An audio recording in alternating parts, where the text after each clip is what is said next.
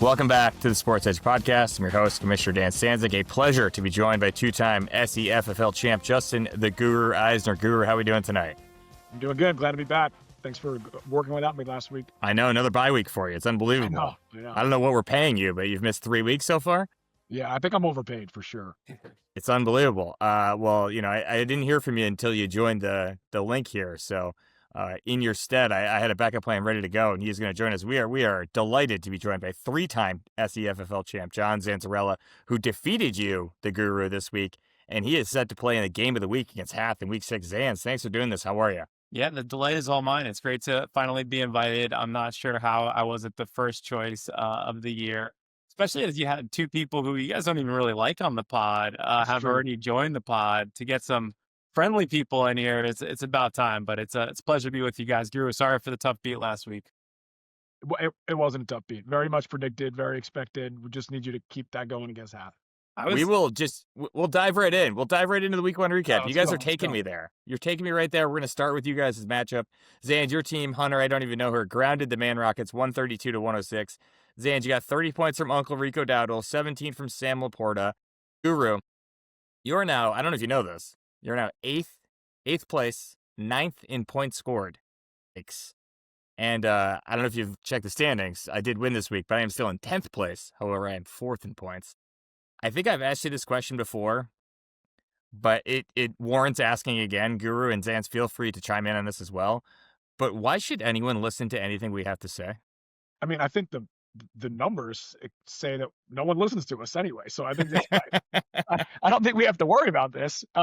If I was going to defend you or me or whatever, like I said, I was going to lose. So like, Fair point. Kind of not pick players. Maybe that's true, but I was accurate. I've been really good about predicting scores this year. Yeah, no one does listen to us. The numbers show that. It's a fair point. Zan, should anyone listen to us? Well, I mean, you're lending your credibility to us this week, but I think more people should listen to you guys. Last week, you did a great deep dive on historical statistics, and both of you 50% and above in overall win percentage over the course of 2 decades. And I'm just sitting here wondering myself, Dan, you mentioned a couple weeks ago you like to listen to the Grantland fantasy podcast or the Ringer. Yeah. I like to listen more so like in the summer, but now that I'm like in the office allegedly 4 days a week, I have more time in the car, so I'll throw that on a Wednesday here or there. Yeah. They're funny. I like the ESPN crew personally. And I'm thinking to myself, like, are any of those hosts better over the last 20 years than you two?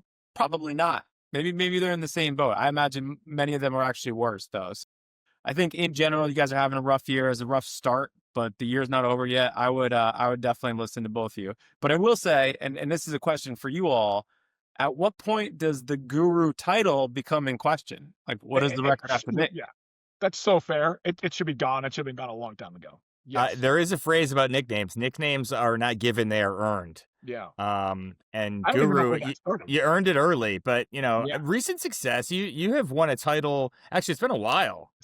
Yeah. I think it's 2017, I want to say, is your last title. Yeah, that sounds right. I mean, you won the regular season back to back a couple years ago, though. So. Yeah, pre-COVID. I think I need that title needs to go away until it can come back. But I didn't start that. I don't know when that started. I think it was like first year. I think I was just calling you the Guru from like day one. I think it was just. I think I had a bad year one though. I mean, we have to go back to the historicals. I think I got better after that. We'll have to look. We'll figure it out. We move on to the second game to recap. The McConkey off my back. That is Hath, the champ. Zans, how does that sound to you? The champ. Hath. Terrible. Okay, just want to make sure we're all on the same page. He ripped the hair off of Bowers' castle, 153-104, racked up another weekly high in the process. Hath is the reigning champ. Currently sits atop the league, coming off a guest hosting gig on the #1 podcast in America. That is this one. What did you guys make of Hath's performance on the pod? Guru, you are the actual co-host, so we'll start with you. I thought he did a good job. I mean, particularly, and Zans and I were his next 2 picks on the hair power ranking, so I felt pretty good about that. Buttered you two up, smart. He buttered us up. Yeah, I feel like he was being particularly nice to me, so I'm going to have to say that he did a good job. I don't like that we didn't really give him the podcast curse. It comes right back, scores 153, so that didn't really work out. Disappointing. Zans, what do you think? Yeah, I thought he did a good job too. Slow start, and I think probably miscommunication. Like I guess thought that picture came through to the group text, but we were all just waiting. That was tough. Let's be honest. There was no other way for me to start that podcast, right? 100%. And the anticipation from that made me think like there has to be a better story here than just. And there wasn't. There really wasn't. So, when he sent the picture through 6 days later, I think I was like, oh, right, maybe he thought it went through originally, but it got better after that. I really like the WAG segment. I thought he was the Yeah, perfect guy for that. That was good. absolutely. And I like Absolutely the how his perfect guy. first pick in that was someone who's not even dating the significant other. Like, he didn't pick Justin Herbert. He picked Jackson Dart, who was like seen in a picture with the girl. So yeah, I thought that was like next level for me. My first.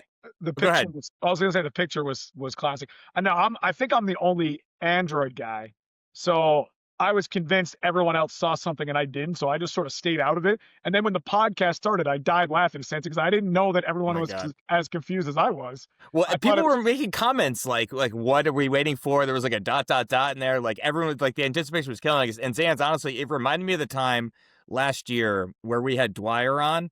And my first question to him was, we have to start in the obvious place. Did you hook up with Colucci's wife? It was just like, yeah, I had to do it. I got completely sewered at that moment. Yeah, that was some awkward listening for all Yeah. of us 8 people tuning in. Yeah, clearly I was but not great good job, in the Hap. pre-show Great meeting job. to that one. That was a tough one. Great job. Goodness. We move on. The thrill of the chase outlasted the Honey Bijan Badgers 144 to 127. Battle of the top 2 seeds from last year. Steve, not only celebrating a win, also celebrated his birthday on Tuesday. I say this every year. I know this because it's the same birthday as my wife. But we move on. I think I was going to ask you guys, do you know anyone else's birthday in the league? I think we did that same question last year. Zan's August 6th or 7th? One of those. 7th, yeah. Guru, no idea when your birthday is. Robbie, December 27th. Pete, November 9th. I want to say somewhere in there. That might be it for everybody else. But mine's March 14th. Remember it. You guys are both Jets fans. So it's a pleasure to be joined by 2 Jets fans. The only NFL team that is currently winless. As a Giants fan, I feel like I'm lording over you guys. Your answers may be biased to this question, but we're going to do a little buy, sell, or hold. Let's do buy, sell, or hold on Breece Hall. Not necessarily for this year, just in general, buy, sell, or hold. Zans, will start with you on Breece Hall. Cool. Before we jump into that, I'll just end the birthday question. Whenever you do ask it, which is somewhat frequent, I always remind the group that former SEFFL manager Tim Burge once lied to all of us about his birthday and guilted us into giving him gifts. We gave him like a bunch of snacks and drinks and things from our room, only to find out months later that it was not, in fact, his birthday at all. And so, I definitely don't know his birthday. Guru, this is like early on Facebook where like it was like a big thing where it's like, oh, it's somebody's birthday and like you would never have known. Did it? So he went on Facebook and put a fake. He just like changed his birthday on Facebook and just like tricked everybody. Like came in our room and bullied us into getting Gatorade and snacks and all these other things. Classic Burge. So I don't know anyone else's birthday, but yeah, I'm gonna hold on Breece Hall. I think the likelihood that he gets traded is increasing every week. I think the talent's there. I don't think this is going to be a great year for him because I think he's just going to get blown out of every game, and Fields is stealing touchdowns from him as they're getting close to the end zone. Now, his backup did go down, so they're not splitting carries like they were, and he went down when Pete was playing me, which was like really enjoyable because then I didn't have to sweat Monday night out at all.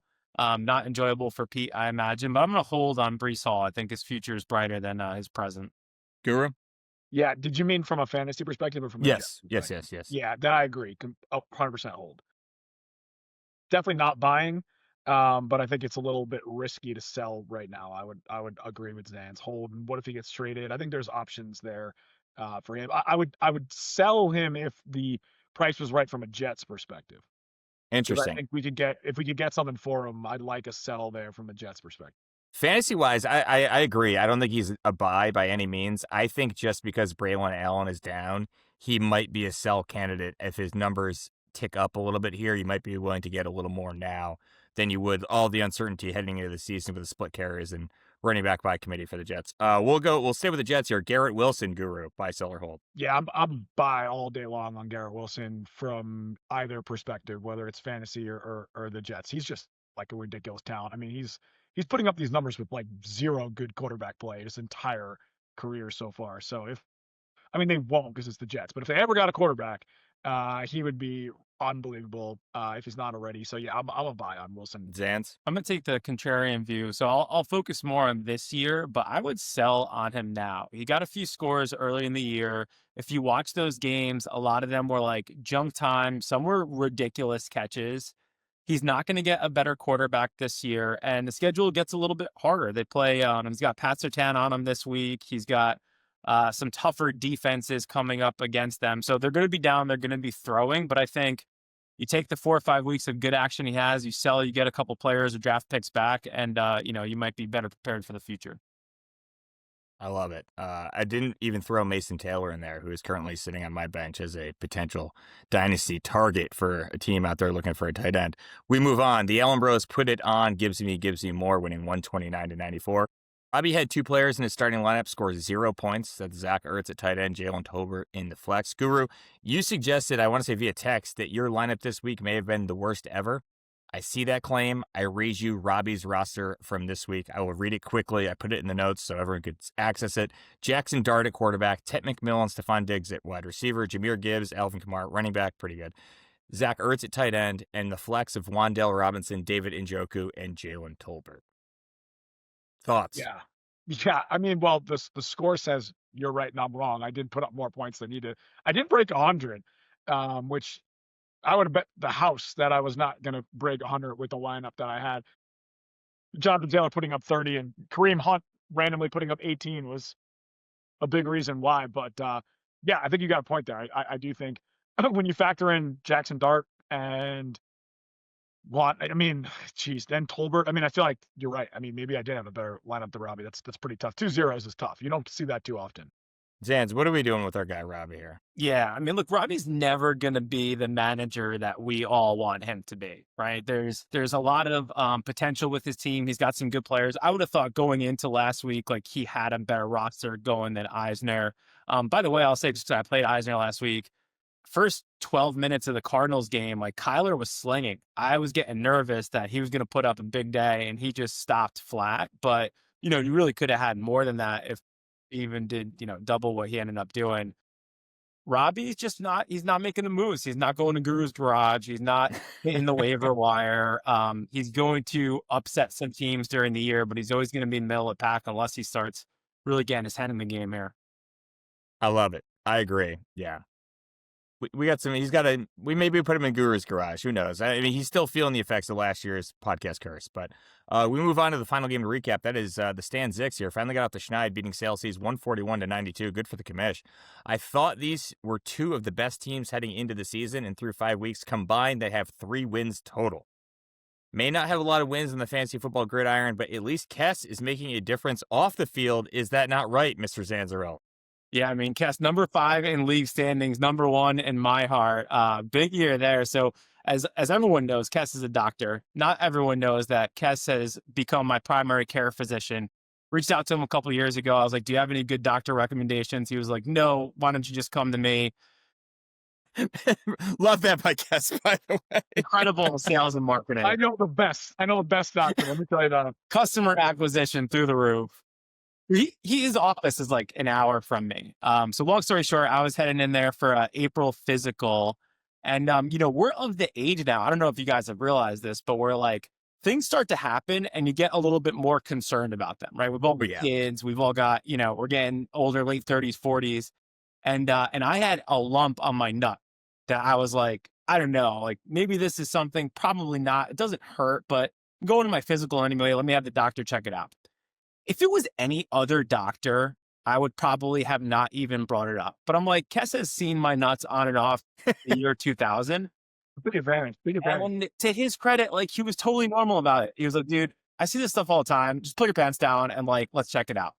Long story short, like I'm glad we did, because in June, I was diagnosed with testicular cancer. In July, had surgery, in remission now. I basically have this like 2-year window where it could come back, but like Kess was a huge part of early detection, which made the subsequent surgery and follow-up a lot easier. And he was just awesome, like being someone I could text through the whole thing and ask questions to and get an honest opinion in a crazy like medical world. And I will also give a shout out to another league manager, Robbie's wife, Maureen, who works for Sloan Kettering, which is like the GOAT of cancer hospitals. She was also awesome. She listed me as Robbie's cousin. So I was able to like get early appointments there. And that ended up being the urologist, the cancer urologist that I ended up working with is out of MSK. So big shout out to Cass. And for the guys listening in here, like go to the doctor, get your stuff checked out. We got a lot of fantasy dynasty left in our lives and want to make sure we're here to coach for it. That is an unbelievable story. You texted that to me yesterday, and I was blown away. I had no idea that Kess was even your primary care doctor. My favorite part of the story, upon reflection, maybe not my favorite part, is that like you're better and like you got checked out and like things are looking good. Secondary, my favorite part about that story is that Kess is not at liberty to tell that story to anyone. No. So the only way I'm hearing that story is if you tell it. Totally. Yeah. And like he couldn't even tell me that he's your not that I asked, but he wouldn't even be able to tell me that you go to him, right? Well, I will blow up the spot. 20% of the league goes to him because Robbie goes to him as well. My another thought I had, Zans, He's not far from me, Dan. Is that what I remember from college is that Brian Skelly, anyone that went to the Recplex knows Brian Skelly, used to go to Kess's dad. Oh, yeah. And if Brian Skelly could get on a basketball court with those ankles, those Kesslers are doing something right in the medical profession. Because, oh brother, Brian Skelly, my God. Not only is Kess's dad still there, I think he's retiring soon, but I've caught him on a couple of appointments. He's just like at the top-notch peak of his career where he really doesn't care about anything. He told me like an incredible, inappropriate joke that maybe Dr. Kess himself can remember because I don't remember with particulars to do it justice. But he did it like in the office, kind of in front of a bunch of people who you could tell had just worked with him for so long that it doesn't even faze them anymore. But it was top notch. It really was. So good. Dr. Kess, what a legend. Yeah, I think the first time. Oh, go ahead, Guru. We might need to Zoom with Kess and just take our pants down. Like, I feel like we're the only ones not getting checked out by this guy. I think we need to Zoom. I'm willing to do it. I'm willing to do it, Kess. I'm willing to take my pants off on Zoom. The podcast numbers would go through the roof if we did that. Maybe. I don't know. Yeah. Step one, I mean, all of you should be doing self-evaluations. Maybe not as often as you are doing them, but I think that's the first step. And then if there's anything noteworthy, you could call Dr. Kess. I'm sure he'll Zoom with you. Again, incredible. Good on you, Kess. Good on you, Zans. We transitioned from Kess doing incredible work in the medical field, and Zans, you looking out for yourself, getting early detection. We go right from you to my own ego. We'll just interview you, and of course, the first question is, which chapter in my book did you enjoy the most and why? Got the book right here. That's my guy. That's my guy right there. I had to pull it out because I read it when I got it, and so of course, it's been a while now. Yeah, almost a year. But I think the three, and whoever you asked earlier might have said this one. Like, I thought the Nadal chapter was great. Yeah. So good. Yeah. That's what I said, Zan. Yeah, you said that. That's right. Same thing, yeah. In general, and I'll talk about the other two, but in general, like, it was such a fun read. I didn't expect it. I didn't follow Stugatz a lot going into it, but like short chapters, things I didn't know about, all sports related, fun contrarian takes. Like, it was very enjoyable. I love the Joe Namath one. So as a Jets fan, you know Broadway Joe being like this historical Jets figure. You also know him trying to make out with Susie Colbert. That's the last thing I saw of him. But hearing how he was not all he was cracked up to be was really good. And then I enjoyed the MVP chapter because I think the MVP debates are always a really good one. He specifically talked about Steve Nash in that chapter, and I remember those years vividly. Big NBA fans that we were. You had the Kobe 81-point game. You had Dwayne Wade averaging like 35 plus a game, and then Nash ends up with back-to-back MVPs. I thought those are three good ones. Did you realize, and I didn't know this until I did the research for that chapter, did you realize that the NFL gave the MVP to a kicker? No, I did not. I had no idea. I was blown away. And of course, I made that the kicker of that chapter. Just absolutely incredible. The way that book worked is like most of those were Stugatz's takes, and we just agreed on like, all right, that would be the chapter. And then it was just I was off and running and writing the whole thing. And I'm just going to say this. I don't know what kind of timetable we have on, but I did have a meeting today about a potential new book project. So nice. Keep your eyes and ears peeled. Zans, we'll keep going. And Guru, if you got anything, you're ill prepared for this podcast today. But that's fine. If you have something you want to chime in on, you want to ask Zans, feel free. But Zans, we're just all over the board with you. Like I said at the beginning, a pleasure to be joined by a three-time champ. So we're just picking your brain for things. Bigger disappointment for you: the Mets, the Jets, or the U.S. Ryder Cup team? Yeah, so I spent a little time thinking about this today. They're all disappointing. For me, the biggest is the Ryder Cup team. The Mets, you expect it, and you expect them to find more spectacular ways to blow it like they did this year. The Jets, they've just been so bad for so long, and they're a literal laughing stock. But like the U.S. Ryder Cup team should be good. We're playing on home soil. We have the best golfer in the world by far. We have, like Brayson's a great attraction, and he brings something unique to this type of play. And they just get hosed by the Europeans. I mean, I know they made it close on Sunday, but it really wasn't close the whole time. And then you have this like piece of it where like it didn't look great for the New York fans and the US fans in general, just kind of the coverage of it and how they were acting during the event. So I think the biggest disappointment was the Ryder Cup team. Yeah, I agree. The Europeans, I might have mentioned this on the pod or maybe to somebody else. I don't remember. A lot of my friends from high school put money on Team Europe, and I was like, you guys can't do that. They were like emotional hedge. That team's just better. And they ended up being right, but I don't know. I don't think I could do that. Like, I think we learned our lesson. We bring this up every time I talk to you, Zans, too. You never bet against your own team after what happened to Fairfield our sophomore year against Providence. Guru, you got anything for Zans? Well, yeah, I mean, on that one for me, it's the Mets for sure. I think the Jets you just completely throw out like that. That's just the like, Jets couldn't be the answer. But the other two were we not. just know like there's zero chance the Mets are going to be good. I mean, the Jets are going to be good. The Met one to me this year was tough. Like the Mets more than any of the other New York teams, and I've got disappointment across the board there. Like will constantly get my hopes up, and then I will just fall for it every time. Like more than any of the other teams. So that one for me, I just felt like the Ryder Cup team. I felt like that was coming. In your backyard too. I know. Guru. Very close to my house. I just kind of felt like Europe had that, they had that camaraderie. They just felt like they wanted to win more, which I wasn't sure how much that would translate to golf, like in all sports, but like you just felt it. You felt like they were coming. So to me, it's the Mets, and it's maybe not that close for me. I was happy they came back. At least the end of it was sort of exciting. By the way, I don't know if we talked about this, but the half point for the injury is maybe the worst rule in sport. Ridiculous. I mean, it's crazy. I know. Yeah, that's ridiculous. And that's a crappy way to win. It would have definitely swung a little bit of the momentum on Sunday if we weren't chasing that extra. But Dan, I'll say it on your friends.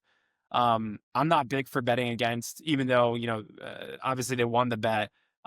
They should end up on a watch list. Like somewhere they should have to get patted down. Like there should be something against betting against the U.S. Should I contact Pam Bondi? Should I get her on it? I think so. Just let her know. Just a list of names. Don't say anything else. The only thing I would say to that is like they had really good odds. Like as they were plus like I think it was like plus 170 at one point or something. Like it's been a while since the opposing team won on foreign soil. I know. Yeah. I think that's a good question. Is like how much does home course advantage mean in golf? I think statistically it seems like it's pretty important. Yeah. It has traditionally mattered for sure. In terms of the Ryder Cup. I don't know if you guys, Steve was there. Steve, you said that in the pod, right? Steve was there on Sunday. He did say, yeah. Pod Nemesis. Going on Sunday. Zans, we'll keep it rolling here though. You're on the #1 podcast in America, but give us another podcast that you enjoy. What is the second favorite podcast in your life? Yeah, so I'll give you a couple. I mean, I'm a big Bill Simmons and Cousin Sal guy. So football season, I like listening to them Monday morning after the weekend, get the recap on the games, get the early lines for the next week. Little tip for some of you managers out there. Like I'm already thinking of next week, Monday morning. And then I would say like a probably more serious podcast. I really like the Founders podcast. If you haven't listened to that one. Who is that with? The guy's name's David something.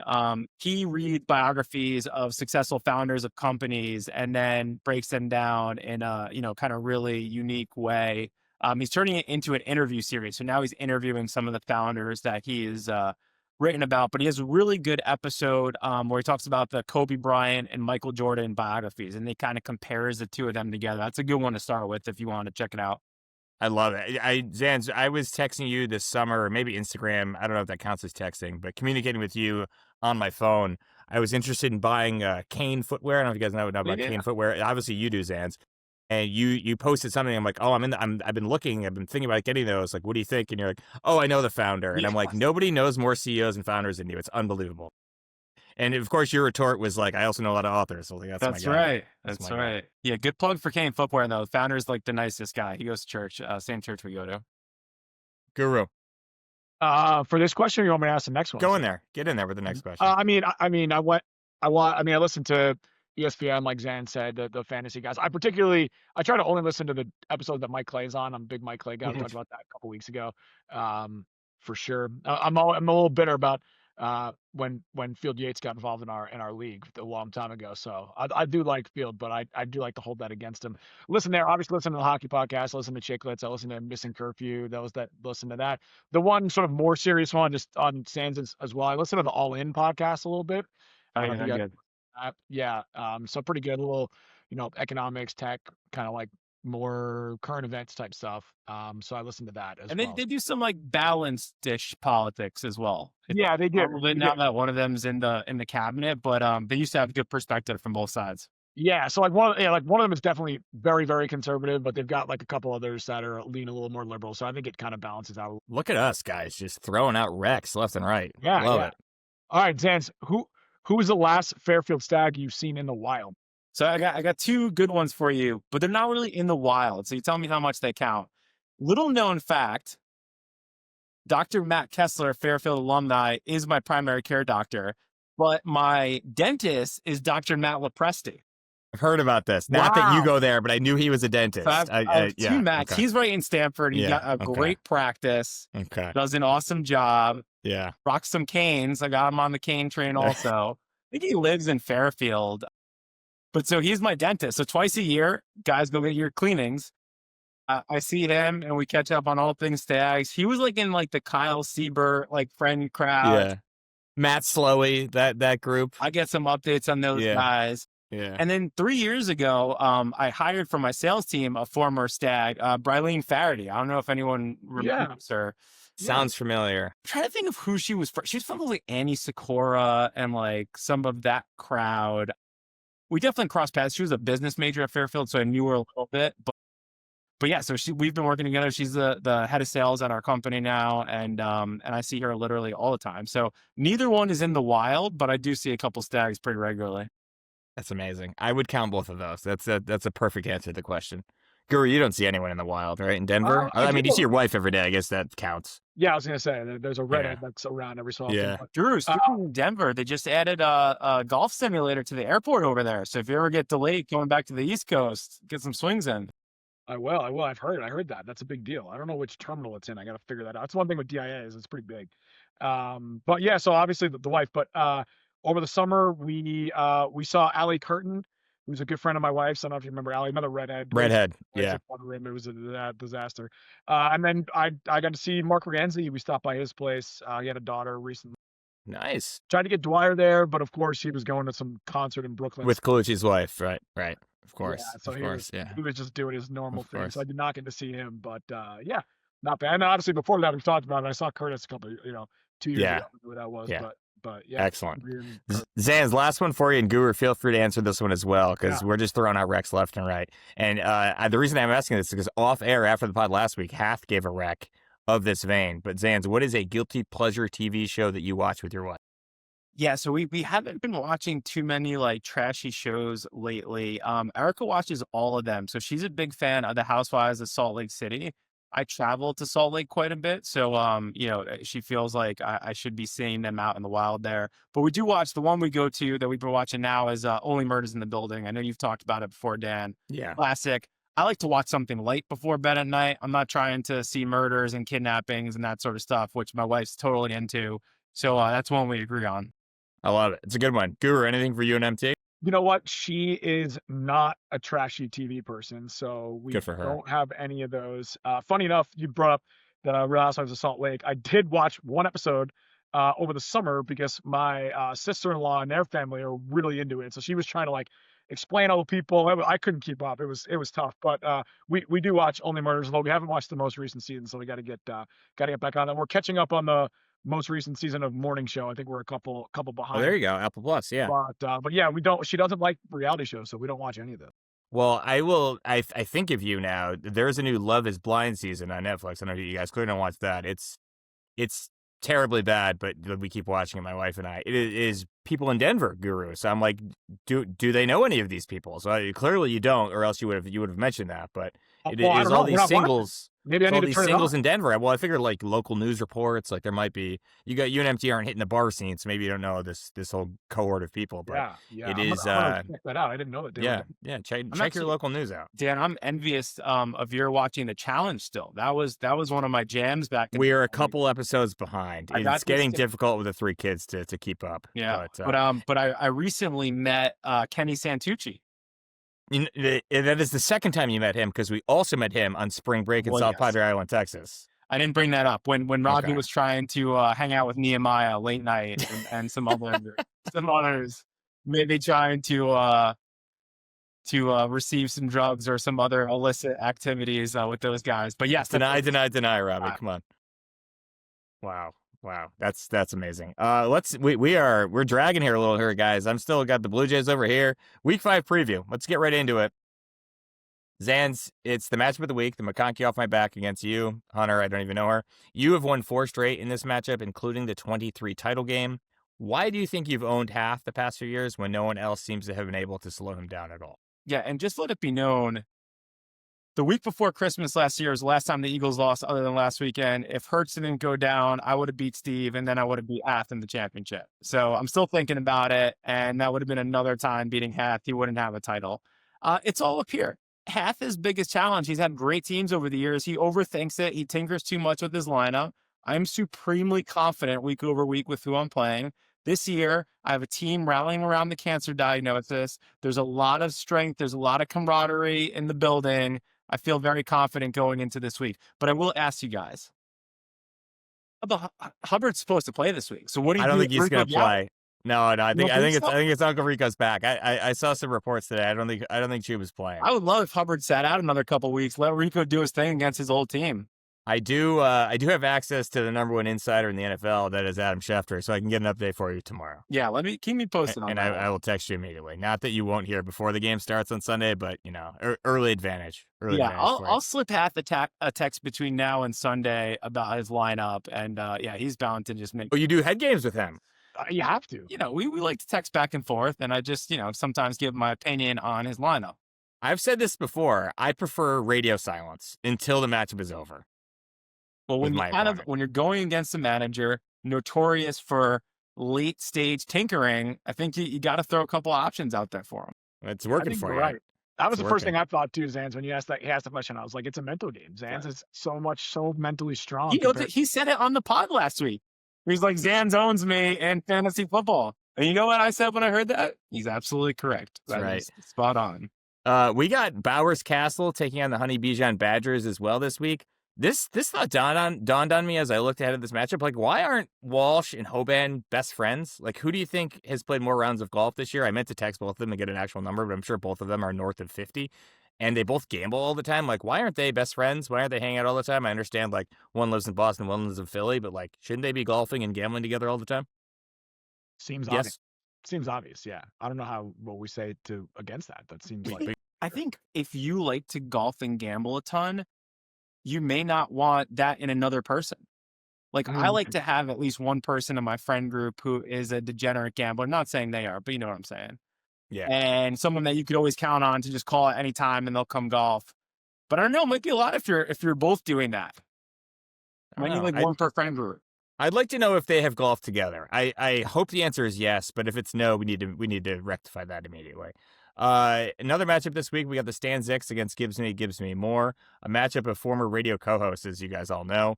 So I ask you guys, I don't think I'm letting you choose yourself to answer this question, but which pair of league mates do you think would make the best podcast? Not necessarily about fantasy football, just in general. So I think I got a good one here. I'm going to go with Robbie and Kess. Robbie and Kess. Oh, I like it. High school friends, and you have the doctor and attorney thing going on. So it's like a doctor and attorney start a podcast, ... and you just let them rip on it. I think it would be good. That's good. That's honestly, I didn't answer my own question. That's very good. Guru, you got an answer for this one? I'm gonna pivot because that's exactly what I was gonna say. Let's go. Incredible. And by the way, that was before I knew that Kessler saved lives. That's fantastic. So you thought he was a pimple popper? Yeah. Pimple popper MD? I was gonna just, I thought it was DDS the whole time, but apparently not. What about Hoban and Walsh? We just talked about it. They could be That's a good going point. golf. They could be That's a going good point. gambling. I think that's Yeah. going to be a great combo. Yeah. I really like that one. So I'm going to pivot to that. But a cast on a podcast, saving lives. I like it. Yeah. It's a good pivot. Both good answers. Hopefully Robbie doesn't save lives. Like someone needs to make sure companies are protected when they do mass firings and things like that. So he might be more keeping people out of jail than saving lives. Robbie's out there doing his part. Yeah, for the corporations. Robbie, he works the corporations as far as I know. Yes. The last I heard. Good for him. Kess's team, Sale Chiachos Memorial All-Stars, they are playing the Thrill of the Chase. Is this matchup for you, like it is for me, the matchup of teams you most want to see get a ring other than yourself, playing the team you least want to see get a ring? That being Kess, the one you most want to see get a ring because he doesn't have any, and Steve being the team you least want to get a ring because we don't want Steve to win another ring? Agree, disagree? Guru? Well, I mean, I think the Kess side of it is there's absolutely no argument. Everybody's on board. We want him to win. Like we want him to win. That's Okay. the easy one. Now, this is coming from the biggest Steve hater in the world, but is he definitely enemy number one on? I mean, Zans and Pete have more titles, so I would understand if you picked one of them. Right. Yeah. And then also, like, could we stomach half winning twice in a row? Oh, that's true too. So that one is a little bit more tricky. I cannot believe the Steve side of this one is the controversial, but I think you're right. I think it is. I also had a hard time when Hoban won. Like that just seemed off to me, and he was like very Philadelphia about it. I agree. Yeah. Well, until defenses get left back in, or we turn this into a tight end only league, I like our chances to Hoban not winning anymore. I agree. A lot of chatter on team names the last few episodes. Question for you guys is Kess the most likely to keep his team name for the entirety of this league? I hope so. Like, how do you change that, right? I mean, the funny part is, like, Zans, you probably knew that t-shirt before college. Yeah. And then I knew it freshman year of college. And, well, I guess it was our softball team name. Yeah, so Guru, you knew it. So, yeah, I think everybody knew it. Yeah. Yeah, he's not changing that. That is the one that's going to stay by the all longest. team managers. It doesn't have anything to do with a specific player. Like, I think he's got that for the foreseeable future. I think Kess might be vaulting up the rankings of most likable league mate here. I mean, I was just going to say, too, I'm glad you brought that up, Zans, because I was thinking, as soon as I was hearing you talk about the Kess and you story, I was thinking, how does one of you two not change your name to something about, touching the other one's balls? Now that it's out there, Yes. now that it's out there, I feel like there's got to be something. There's got to be a hilarious team name in this. I get why it didn't happen yet, because to your point, Stan, that Kessler can't come out and talk about it. But now that it's out there, I feel like someone's got to change it. I was actually going to say, Eisner, is it even worse now that you got smoked last week by a guy with one nut? Is that no? Just the same amount. Just as a guy with a vasectomy, I feel like we're close to the same spot. There you go. It's not. I've had multiple friends be like, "Oh yeah, your surgery was basically the same." yeah. There you go. Goodness, I can't believe we're ending on this question. But the last matchup is the Allen Bros against Guru's Man Rockets. That's you, Guru. And you guys both love hockey. He's a Rangers fan. You're an Islanders fan. And I know the NHL season just started. This is right up your alley. Which team is supposed to be better? Well, they're both going to be bad, in my opinion. If you're asking me to predict, I don't think either of them make the playoffs. So we'll start there. I do think the Rangers will finish higher, but it won't matter. How's that that's about as much NHL as you again. I can't believe we're ending there. I think that. But I properly didn't give you any sort of breakdown. It's true. Third line center or second D pairing. I think it's just Rangers slightly better, both bad. I don't see them making the playoffs. We can go back to NBA talk. Very succinct. Very succinct. Good podcast. Zans, thank you for doing this. Pleasure. Let me end on one other. Oh, please. Yeah. Let's spice it up. So a little good news to end. The Zanzarella's baby number 3 in January. Hey! Let's go. A baby announcement. And championship number 4 in February. You heard it here first. Wow. Technically, you'd get it this year. You'd get the championship you'd get it in January, but that's fine. 3 kids, 4 championships, 1 testicle. But yeah, that's right. In January, you're right. Yeah, in January. Nailed it, Eisner. Do we have a due date? January 24th. That's my daughter's birthday. My youngest daughter, the 24th. Excellent. My son's January 30th. So a lot of January babies here. Excellent. Great news. Thanks for doing this. Thanks for having me, guys. Always a pleasure. I know. Long overdue. Guru, thank you as always. Look this week. We'll be back next week, or at least I'll be back next week. I don't know if either of you will be back with me, but I'll be back in some capacity. Good luck to all of you guys in this week, except for Steve.